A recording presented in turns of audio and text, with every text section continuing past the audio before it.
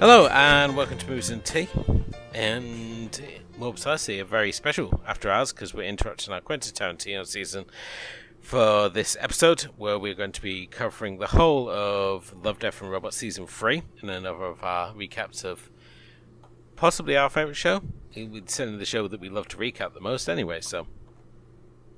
I'm your host as always, Elwood Jones, and joining me of course is my co-host Miss Kim Lowe. Hello. Love, Death and Robots Season 3, the most anticipated season that we've been eagerly awaiting after Season 2, which was released, that was way back in May last year. So we've had to wait, a whole year just to get another set of episodes for Love, Death and Robots Season 3. And I have to ask, first of all, has the wait been worthwhile, Kim? I would say yes. I mean, so far I think that season 2 is probably the weakest that we've had. But, I mean, season 3 kind of steps it up a little bit more. In my opinion, obviously. I don't know, maybe because, the last year it was just...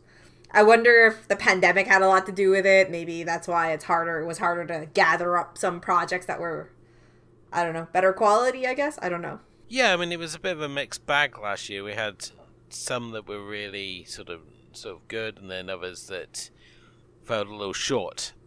Which when you go about 8 episodes to have like a really short one, like All Through the House, it in a way it feels like you're kind of being cheated. And I think the fact we were so spoiled with season 1, which had this huge stack of episodes, and then when we get into seasons 2 and 3, they're much smaller 8 episode blocks. I mean, you can scratch off the whole of the season in 20 minutes, which is pretty much shows just how short these episodes are. But I think with this season we had some really interesting episodes, and we're going to obviously go through them over the course of this episode, and we'll obviously have warning in advance, there will be some spoilers. There may also be some crazy noises in the background because my smallest child has decided he's going to be awake at these crazy hours, so enjoy that. But kicking things off, we had the return of Free Robots with Free Robots Exit Strategies, directed by Patrick Osborne. Obviously, the Free Robots appeared way back in Volume 1, and for many people were a real highlight. So as soon as I saw the Free Robots appear in the trailer, I knew that this was going to be like a real sort of standout episode of the season, and frankly, it didn't disappoint. As this time they go looking at what different parts of humanity chose to do for their final sort of last-ditch episode of avoiding the apocalypse. Yeah, I mean, Three Robots was a great way to start season 1 as well. I mean, although season 1, not everybody started with 3 robots. If some people remember, season 1 was kind of like there were kind of 3 setups that you could get, and I know that some people didn't get 3 robots first, but I did. I got Winning Edge, and it was like, and then Free Robots was the second one, so it was weird. I think it went off what you've been watching, so I don't think they tried anything as fancy with the 2 seasons which followed, but no, Free Robots was my second episode that I got of the original block, so. 3 Robots is really nice because it's such a fun way to start the season. There's a decent amount of humor and a lot of like poking fun at kind of like just society and humanity in general when hit with, say, the apocalypse and things like that. And it was just, you watch it and it's just hilarious. And then, of course, it's always great that they ended up on such a great note, which kind of like called back to a joke that they made at the beginning. And it was just a lot of fun. It was like a nice way to get you into this love, death, and robots type of dose. Oh, definitely so. And I love these 3 characters are just so great. Just the world view of like how they view this post-apocalyptic world. Because obviously in this world, the robots have won the robot uprising. Humanity has been wiped off the face of the earth, or has it? We certainly have that answer by the end of the episode, certainly. And they start off with obviously the survivalists who you see their little encampment, and it's sort of like, whoa, why did this fail? And it's sort of like, oh, we got a blood trap. Just these 3 robots arguing over like the meaning of a spike trap, and then they go out to the oil rig and they see what like the tech billionaires did, and it was sort of like, oh yeah, they abused the AI, so that's why they all died. And then it was like, and then we sort of, what about the world leaders? And it seems they turned to cannibalism. So it's got that wonderful blend of like really dark humor to this episode, and you've got these three robot characters whose worldview is so kind of innocent, and just the fact that they're constantly amazed by everything and just like trying to figure out how humanity managed to fail in each of these different sort of setups. So yeah, it's a really clever way to look at the world. I think there's so much to love and enjoy about this, all of them, and it's not anything, it's nothing too deep or anything, and it's a really nice way to edge you in, because as we go along, there are some, I think, like, shorts with a lot more, I guess, a lot more concept and a lot more kind of setup to what they're trying to do, and a bit more depth to the story themselves. Yeah, I mean, Love, Death and Robots, I mean, the great thing about the anthology format is the fact that any director in the series can do essentially anything they want. It's a very flexible format, and certainly we see this over the course of the 3 seasons, that pretty much any kind of story that anyone wants to tell, and certainly this is certainly the case for season 3, then people were more than seemingly just given the complete freedom to go off and do. And I mean, this was a project obviously originally inspired by Tim Miller and David Fincher wanting to remake Heavy Metal, which itself was a sci-fi fantasy anthology, and they've just, with Love, Death and Robots, they've just continued to take in this wonderful direction. And I think the return of Free Robots, I think, was very welcome. If you're going to like pick up any of the stories, I'm so glad that they chose to do Free Robots again, because all the other stories are very sort of self-contained, but Free Robots, there's just something about seeing those 3 characters again that just never fails to make me happy. So I thought it was a great start to the season, like you said. So next up we had Bad Traveling, directed by David Fincher, an episode which seems to be a favourite of a lot of people. It wasn't one of my personal favourites, but Kim, I think you rated it really highly. Yeah, I did. I mean, Bad Traveling was one of my favorites just because, I mean, it seems like such a cop-out, because it's like, it kind of makes sense that it's the top because you do have David Fincher at the helm, and we did do an entire Fincher season, so we all know how much, if you listen to that season, you all know how much I like this director in general. But I just thought Bad Traveling was one of those, it had that kind of creature feature type of element. And to me, that was a lot of fun. I really like shows that are very, like, I think that it's very underused, the whole, the ship type of setting, and then the creature feature element. And, we've talked about it when it's not yet, but we do talk about it later on, when we start talking about movies like Deep Rising and other creature features, where it is just so underused sometimes. And to set it in this type of comic-y type of world, it feels like the whole setting itself comes to life. And I think that that's really the point that I really like about this whole thing, because it's not only about that, but it's also about this one person who's also testing out his entire crew on their views and humanities, and kind of it has this type of like fun little twist to it at the end. Yeah, definitely. I mean, this is a story where a giant crab called Thanapod launches itself onto a ship. This is, I would say, I'm trying to place the period, it's kind of like pirate times. Yeah. Not to be too vague. But basically, while the crew are battling, it falls into the hold, and one of the crew members strikes up a deal with it where it's going to give it passage to this island called Faladin Island, and over the course of the journey, being the only crew member with a gun, has to deal with the other crew members who have got their own ideas of how they should be handling the situation. Better still, the crab can talk by using the bodies of dead crew members to psychically communicate.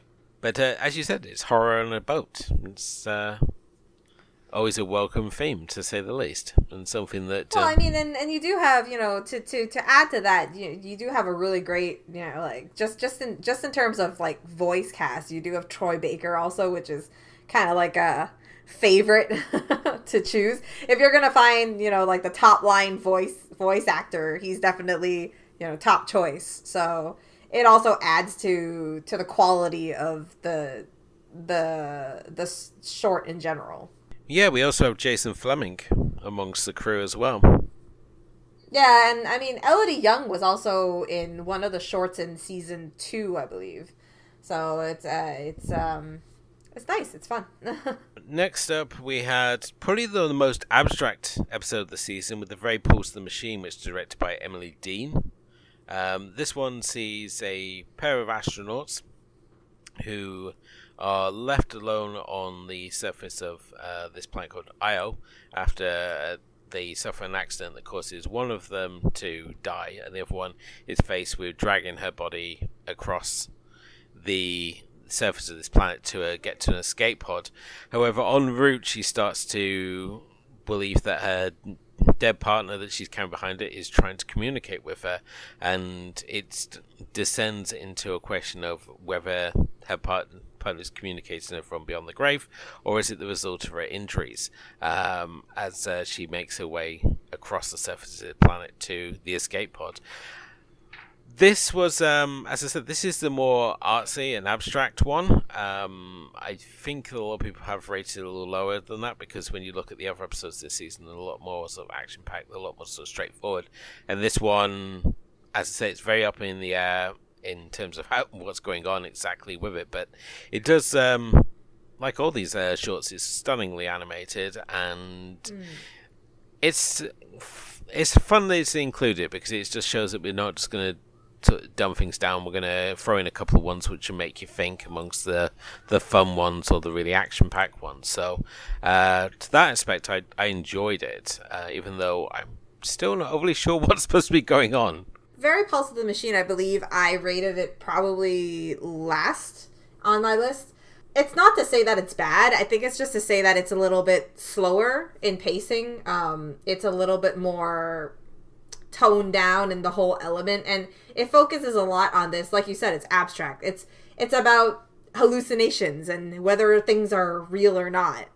And this whole communication that she has about, like, how do you believe whether, this moon is actually alive, or, like, it's a very abstract ending, a very abstract course of action, and then you kind of have to, I don't know, it's a little bit harder to understand the point of it. But I think that if you were to say, like, what keeps it really, really good is I really think that the style here, the art style itself of the animation and the drawings are really, really unique to itself. Like, no, I don't think they've ever had any other ones. Like, definitely we've seen video games with this type of animation, this type of course of animation, but the style of animation. But basically for this one, I don't think, like, we've ever had another one that was so much like, I don't know, like drawing, I guess. Like, it has a drawing element to it. Yeah, it's like rotoscope, this one is, which if you've seen things like A Scanner Darkly or Ralph Bakshi's Lord of the Rings, it's a style basically where you shoot live footage and then you animate over the top of it. Certainly that's one way of obviously achieving this effect, and it certainly seems to be the effect that they've gone for with this one here as well. But yeah, I mean, it's in many ways it reminds me a lot of Fish Night from season 1. Which was again its own little abstract tale of the two salesmen in the desert. And there's various elements of this you can look at, and it's sort of like, well, is the planet talking to her? Is it the fact that she's constantly having to administer all these different painkillers which are causing her to hallucinate? There's many ways you can sort of look at this story, and certainly it doesn't give you any sort of hard or fast answers as to what exactly is going on, and still leaves it up to the viewer to decide for themselves. But as I said, it's not the top of my list, same as like yourself, but I enjoyed it nonetheless. Yeah, definitely. There's a lot of winning points to it. But I mean, like, if we talk about great, I feel like there's not too much to talk about for this one. So if we move on, I think the next one is when we talk about Night of the Mini Dead, and that one is a short but super fun ride, I think. Yeah, sure. Night of the Mini Dead, directed by Robert Bissey and Andy Leon. This is probably one of my favorite shorts of the whole thing, just because it's so nuts. We've obviously had mini people before on the Love, Death, and Robots. We had the little mini empire that was living in the broken freezer. Yeah, obviously in the desert as well. So, but here we get to see a full-scale zombie apocalypse, but in miniature, as a pair of horny teenagers bring about a zombie apocalypse. And when it first comes on, you see these characters driving up to the grave site, and I was like, oh, we're just going to do like Night of the Living Dead, but in miniature, and it just goes in its own completely bonkers direction, including graphic mini sex. So bringing to mind, like, when you go to the wrestling and you sit up in the nosebleeds, and it's sort of like, oh great, it's like watching a pair of fleas fuck, and it's like, well, guess we have now actually seen that now. So, but it's how it keeps stacking one thing onto the next, and it's sort of like, you see like the small group of zombies, and then you see them take over cities, and it's a huge mass of zombies.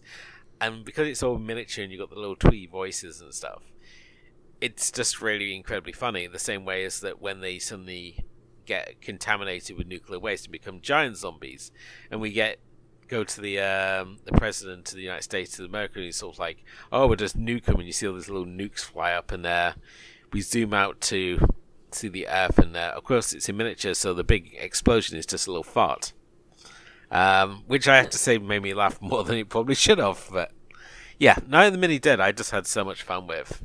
I think if I was going to show anyone like a Love, Death and Robot episode, and I didn't have like 3 robots, I would show them Night of the Mini Dead and go, this is kind of what it's about. Yeah, I mean, Night of the Mini Dead is really, there's nothing too deep about the whole thing, but it is just a massive amount of fun, because it just keeps going. It just keeps getting bigger and bigger and worse and worse and worse. And you just see, like, humanity falling apart in the quickest way possible across the world. And into the universe, obviously. So it's really, really... It's really quite unique. And it's hard to say because, like, usually I think this stuff is very, very weird. But, I mean, after the very toned-down version episode before it, like, Night of the Mini Dead comes in, and it really kind of just sweeps you away in this fun little entertaining, kind of lifts up the mood again and gets you ready for the second half of the season, basically.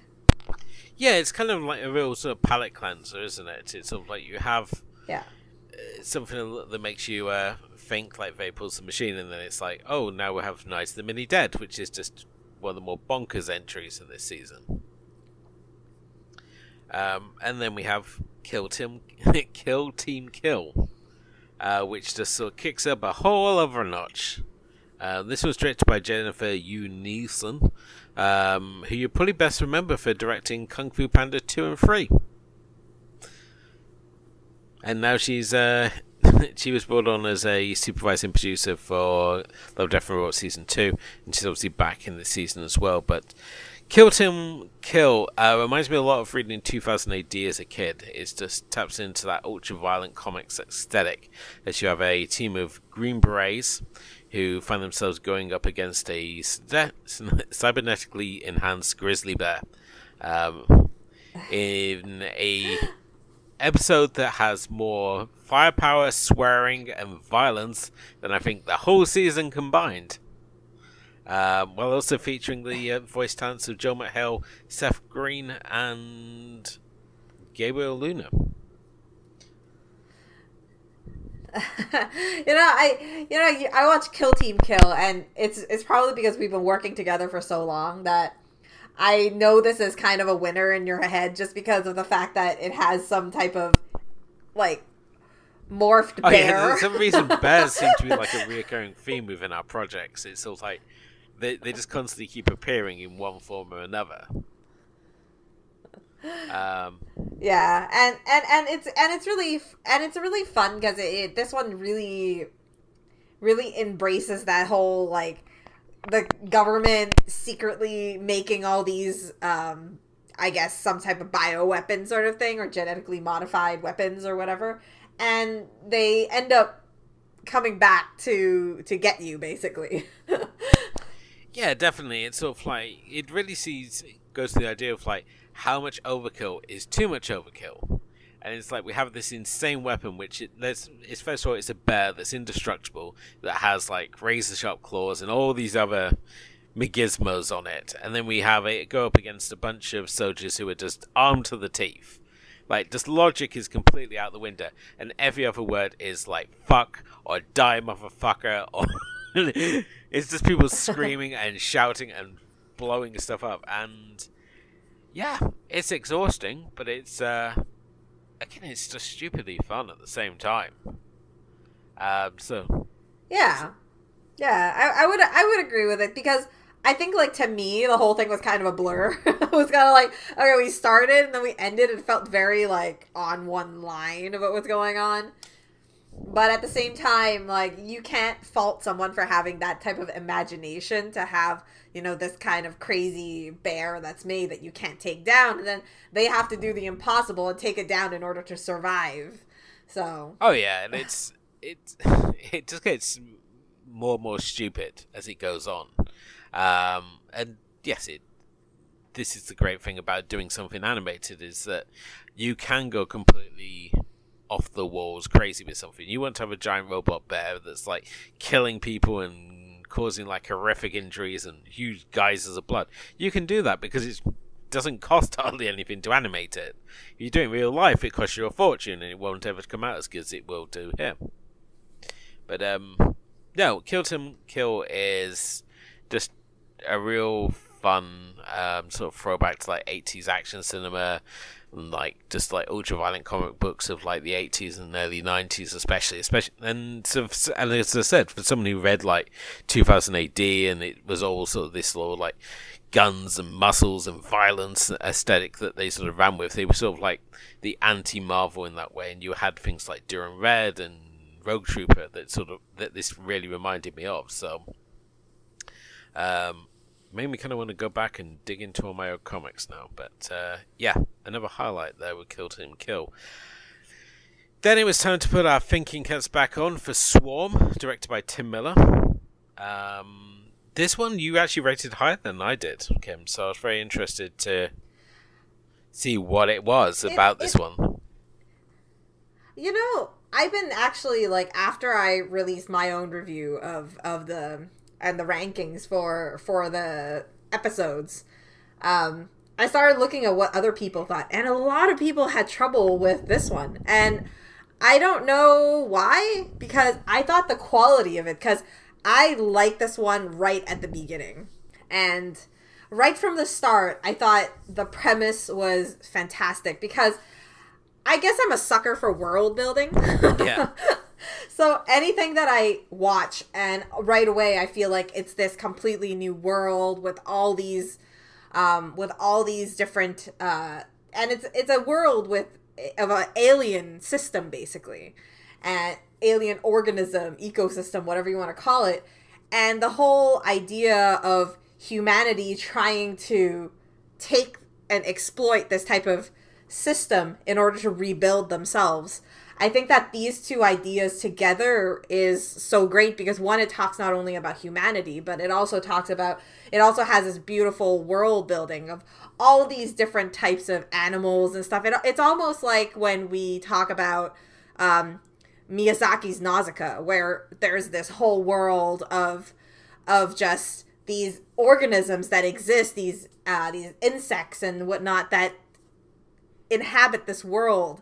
And it has I just think it's really great, because they bring in so much science and so much puts everything together, and I don't know, I just thought it was I was just really impressed by the extent of the world that they were able to build and showcase in those 17 minutes of this short. Yeah, I mean, Swarm is definitely a very interesting one. It falls more into like the Twilight Zone Outer Limits style of storytelling, where humanity stumbles across something and then tries to exploit it, only for it to ultimately bite them in the ass. And certainly this is very much the case with Swarm, as you said. It's humanity going, in this case, this scientist called Simon, who's sent to examine this sort of like alien ecosystem known only as the Swarm, and he's trying to figure out its inner workings, and as you said already, trying to find out how they can exploit it for humanity's purposes. And ultimately finds out that the Swarm has been around thousands of years because it's constantly found a way to evolve and basically absorb anything that came after it and reduces it down to just like symbiotic species within itself. So yeah, it's a very interesting sort of concept, and certainly has a real sort of sting in the tail for this one. Probably some of the most gory scenes that we got as well at the end of this one. So I have to say I was a little creeped out. Well, I think Swarm is also, I don't know. I mean, I always go into shorts thinking about not exactly of this kind of one, not like, I think people go into shorts with two mindsets. One is that it's a closed type of story, little tale that you tell. And the other way to look at it is whether in concept this is something that could be not only working for what it is now, but also such a great concept for something that's bigger. And for Swarm, it's definitely the latter. And that's why I also liked it, because I felt like it was a story that you could really like. I would really be interested if, say, not maybe Tim Miller is too busy to do it, but I mean, someone could come in and kind of take this type of script and kind of expand it into something that's full length and give this world even more life, you know, like what happened before, what happened after, you know, and really have this type of fun little animated film that has a lot of has not only great world building, but also this entire world about humanity and this whole swarm concept, and really expand on that. And that would be such a nice premise in general. Yeah, definitely. So I think there's room that you could obviously do this as a full-length feature, certainly. And even as a short, it still works extremely well. Yeah. It also provides the graphic sex portion of the series. We also get voice work from Rosario Dawson, which is always welcome. So yeah. But yeah, I think it was when it got to the end, and it's sort of like, you see this? This was once the species that made the universe quake, and now it's just reduced to eating vomit. And then you sort of like realize it's sort of like, oh no, this is something we're like not the big fish that we thought we were in this pond. Although you have to admire the goal on Simon at the end, when he's sort of like faced with the choice of like what direction's going to go for humanity, that he still thinks that he can beat this thing. Next up, another of my personal favourites, Mason's Rats, which in a future version of Scotland, the rats have got into the GMT and suddenly become super smart as they decide to wage their own war against the farmer, who brings in ever more ingenious forms of anti-rat technology, leading to a mini war raging in his barn as both forces vie for control over the farm. Mason's Rats is a really, really charming short film. It's got this great character in this unnamed farmer who's got a real broad Scottish accent. And one day he goes out to find that the rats have become super smart. They've got like little crossbows, and they've taken up arms to defend the barn against him. What follows is him bringing in ever more sort of advanced technology to deal with these rats, before sort of ultimately finding that he shares a common ground with the rats. But there's the beauty of this one is in the little details, especially when it comes to the rats. There's a scene towards the end of this where they're like in a full-scale war against this robot scorpion that he's brought in to deal with them, and I'd say it's probably one of the most dramatic action scenes I've seen all year. Just watching this little rat driver little mini tank towards this robot scorpion in like a real sort of her last sort of like suicide run type maneuver. It was just charming throughout, and it's absolutely fantastically animated as well. But you see little details like the little rat giving his thumbs up, or when he's like piling up the bodies of the dead rats, and he like just guns one down to just ahead and then tosses it on this bloody pile. It's so many great little details in this one. Yeah, and Amazing Rats is one that I had a really hard time placing because I thought it was so much fun. And I mean, even when you go down to not even just the scenes itself, but like the design of the rats and their little outfits that they're wearing to go at war, and the whole like idea of rats overrunning your barn being this big issue. And it comes all to this kind of great ending where it's this twist of, oh, well, you know what? Enough is enough type of thing. And I think that's just it's so nice, because I think the revelation of the whole thing is pretty good about like how they chose to end this, because obviously you can end it in a much different way. But it's one that I think it's a lot of fun, because you add a lot of the death element and the robots element. I think it's one of the few where we're having multiple elements of the love, death, and robots that we're talking about since the beginning, obviously. Yeah, and I think there's something about the ending where it's just like the fact that the rats have been brewing their own whiskey. And you just have the little and he's drinking out of a little shotgun cartridge. I thought it was just kind of charming, and he just goes, "Oh, that's real good." So yeah, it was sort of like it just this idea that that ultimately it's sort of like an eye for an eye makes the whole world blind, as Gandhi once put. Yeah, pretty much. And I mean, we do have some really great voice talent. There is essentially like 2 credited voice casts here, since the rats don't really say anything; they just kind of motion. Yeah, but I mean, you have Craig Ferguson and Dan Stevens, who does the voice acting, which is a pretty solid cast. I mean, I think probably one of the more known groups in these shorts, at least. Well, I mean, the next one, in Vaulted Halls Entombed, features Joe Manganiello. Well, Manganiello, there's Jay Courtney, Christian Serratos. Yeah, I'm sure the guys over at Simplicity Reviews are real stoked Jay Courtney was in that. Even me, I didn't know he was part of it, but I mean, I'm not a big fan of Jay Courtney. He's he has bad movie choices. Yeah, all he had to do this time was just turn up and read. He didn't have to act; he just had to sit there and read. So I think that's why it comes off so well. So, but no, in Vaulted Halls Entombed, sees a MARSOC team sent to rescue hostages from a team of insurgents, following them deep into mountain tunnels, only to find out there's something much darker in the tunnels. This one's fun. It's really, really fun, and it features some real photorealistic animation. If you wanted to see Call of Duty meets Cthulhu, this is the one for you. As they go deeper in the tunnel, they encounter little minions of this greater god that is hiding in the middle of the tombs, wishing to be released. And if you know your greater gods, you will notice by the look of the shape of the head and the tentacle-like tendrils of it that it is actually Cthulhu, even though it doesn't ever get mentioned in name. So that was a fun little nod to all the HP Lovecraft fans. And it's also the second time he sneaked in something, because he was in Underwater as well. Right.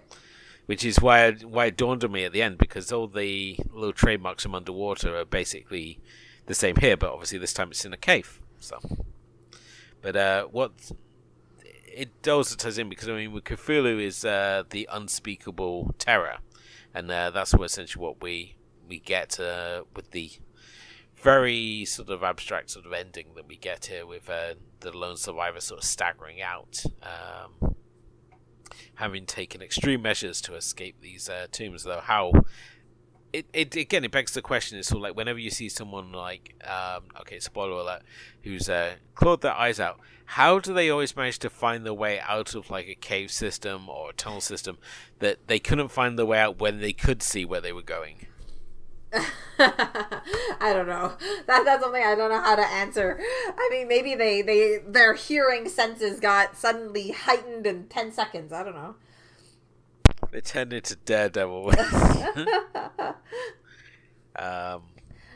Which is probably one of the second most least plausible things I've seen this week, because I also watched The Cave, so...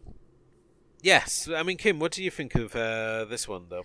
I mean, I think it's good. I think the thing is that I feel like I recently played what is it, The House of Ashes for Dark Pictures Anthology, and I had very, very similar feelings, and that was a much like stronger type of involvement in the game in that game that I felt towards this one.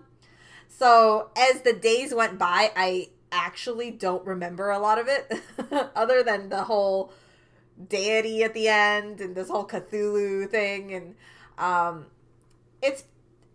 it might actually, you know, like, it's not one I ranked very high, and it actually kept dropping on my list as I started ranking it. Because I started thinking about it and I was like, oh, I don't know. How do I feel about it? I think it's good. It's fun time. But I don't know. I think for this one, it's more character driven in the sense that, you know, you have these type of creature feature type of element to it. But it also is about these different, you know, this really strong type of voice cast, which is working through all these situations to kind of rescue the hostage, you know? I mean, it's kind of like almost like an SG-1 adventure that you're watching just obviously in 7 minutes. Yeah, I mean, I enjoyed it enough. It's not the worst thing I've seen on Love, Death and Robots, certainly. Oh, for sure. And I mean, the ending is one that's rather shocking, I think, because it also does a pretty nice twist to that type of ending. And I think that kind of lifted it up a little bit, because it really like, once you think about the ending itself, it actually makes it a lot more creepy, I guess, in the sense of the whole setting itself. Yeah, definitely. And the idea that, you know, your mind's being controlled by this elder god who's shows you visions of the chaos and death he's going to rain down on humanity, and that the only way to escape it and to stop it invade your mind is to essentially cut your eyes out. So, or maybe it's just the terror of what she sees. It's all very open ended. Yeah. But yeah, there's some fun action beats there. You get to see people turned into mush, which is fun. So you get some good additions to the Ketchup Factory list there. So yeah. I mean, but I think, like, when we talk about weird stuff, I mean, the last one, Jabaro, is the weirdest one in the entire season. Arguably the weirdest one in all 3 seasons, where everything is very, very abstract. It's almost no dialogue. It's basically expression and dance. It's very, very different from anything we've seen so far. Oh yeah, definitely so. I mean, this was directed by Alberto Miligo, who directed The Witness way back in the first volume of Love, Death and Robots, which was a very diversive episode, and he's back at it again this time. This time we're in Puerto Rico as a group of conquistadors traveling through the jungle with priests, only to cover across a mysterious woman who's draped in gold and jewels emerging from a nearby lake, and whose siren song drives men crazy. The only twist here is that one of the conquistadors is deaf, so he can't hear her, leading to an unusual showdown between these two, as she's completely powerless, and it gets very weird beyond that. I'm still not 100% sure that I understand exactly everything that was going on here. So I would really love someone to like come and explain it to me, because there's it starts off, I was following it fine, and then I kind of lost it when it like we started to end up with like rivers of blood and him suddenly getting his hearing back. So yeah, I mean the concept, I believe, at least my interpretation, since I did rate Jabaro very in the center, and that was because I thought it was so weird that it was mesmerizing. And I just love this whole like new take on myths and play on that, and I think that has to do with the whole thing. And also a really great one where I think deserves a full length type of film or something like that to really give it some context. But no, I mean, the understanding behind it is, I mean, at the end, I think it's just because she is a mythical creature of nature of some sort. And when something happens like that, it changes into this, I don't know, this water, this bloody water that chases the person who's taken her, type of thing, who's taken her life, as some type of revenge. And at the end, when he drinks the water, he regains his hearing. So when he regains his hearing, now he's not vulnerable. Now he's vulnerable to this woman who wakes up and, you know, from this unconsciousness and realizes that everything is stripped from her now. And it's kind of her way of having revenge on him. yeah, I mean, it was a little dark. I mean, he obviously knocks her unconscious and steals all her gold and jewelry. Which reminded me of the Drowned Giant from last season. This idea that, again, we can't have nice things. And that this knight's sort of pure greed would ultimately become his downfall, really, because he returns his hearing. We had that great scene where he gets his hearing back, and he's obviously so not used to hearing sound that it drives him nuts, like the sound of the rainforest and everything that's happening around him. And then his slow realization, and then you realize, oh wait a minute, now he's vulnerable to this siren song again, which obviously makes for a suitable payoff for his dastardly actions. Yeah, I mean, I think the best way to look at Jabaro is just very, very unique. Like, you have to be very open-minded going into this one, because it's very, very different from, I think, even any other animation that has been. I mean, I don't know if anybody else has done something like this, but to me, I feel like it was just so unique. The whole idea, this whole myth that they created, and I hope they created it, or maybe it's like some myth that I've never heard about. So, you know, if it is, then, you know, I'm sorry. I didn't know. But it's just, you know, this whole golden siren and just her whole appearance. I think I remember this was like the thumbnail for the trailer. And I didn't watch the trailer, and I looked at the thumbnail. I was like, oh, this looks so good, you know? So that also helped the fact that I was just so mesmerized by the whole outfit and the whole setup and the whole setting of this whole story. Yeah, it's a very engaging animated style, the same way that we saw with The Witness. And I mean, obviously the director's also worked as a production designer on Spider-Man Into the Spider-Verse as well. And so when it comes to obviously doing like crazy things with animation, he's sort of like one of the go-to guys for it. And I think here, when we obviously talked about in the previous one about the photorealistic animation, and you see this, and this is something else entirely. It's just so beautiful to look at, and just the jerky movements as to the way these characters move, the detailed environment, and certainly the animation and the expression of these characters' faces is incredible.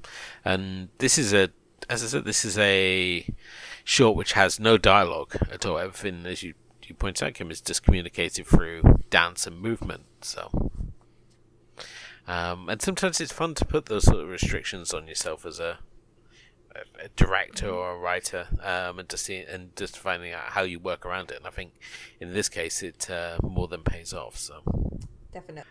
So obviously that was Love, Death and Robots Season 3. Currently there is no word on whether Season 4 is coming, but currently a lot of people are positive that we will see a Season 4 at some point down the line. hopefully now we're in sort of less interesting times that it won't be such a delay. Well, I mean, a year a season is not really a delay. It's kind of the norm. Well, they split this season into two, didn't they? So that's why we ended up with 2 and 3. That's because originally it was going to be all season 2, but they had to split it into 2 seasons because of the pandemic putting delays on production. So, but it paid off in the end. We ended up with, I think, a great season to follow up from a season that struggled to meet up from our expectations we had after season 1. So I think it more than proves itself as when in these times when Netflix is cancelling everything, that this would be like one show that you really hope that they hold on to. Well, it takes a lot to cancel David Fincher and Tim Miller, so especially when we have Netflix talking about losing a bunch of subscribers, you're probably not going to want to get your top director that's affiliated with you to out of the system, right? It's true. It is true. But yeah, I'm certainly excited to see what else is to come from this series. I think this, as we saw with this season, they're not short in ideas, and certainly it is a concept that's certainly got legs to go on a few more seasons at least. So, is there any sort of stories that you'd like to see them cover in future, Kim? I don't know. I think the creativity is the sky is the limit. They constantly find something new that I never would have thought of. So I'm interested to see what other creatures or robots or whatever they can bring to life that or just the different alternate post-apocalyptic world or whatnot that they can create. Because sometimes it's just really interesting to see what they can think of. I don't have that creativity personally, but obviously there's a lot of talented people out there contributing some really nice stories. I would love to see more secret histories or alternate histories that we've obviously seen. We saw the Russian army versus the zombies, and we also saw the werewolves one, which was really good as well. And then we had that sort of alternate history of what would happen if Hitler died. Yes, yeah, that one was. Which was a completely different way of viewing it. But no, I think the alternate history ones are always fun, and anytime you do anything with cryptozoology is also fun as well. So, yes, very excited for season 4 as and when they choose to make it, but hopefully sooner rather than later. On that note, it brings us to the end of tonight's episode. Thank you, as always, for listening. If you haven't done already, please do hit the like and subscribe button wherever you happen to be listening to us.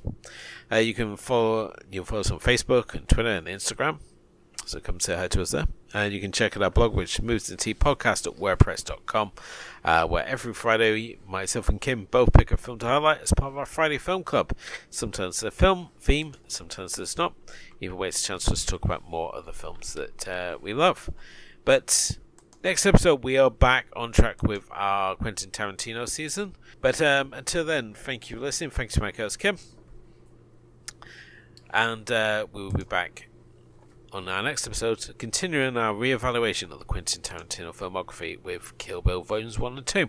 So make sure you join us for that. But until then, good night.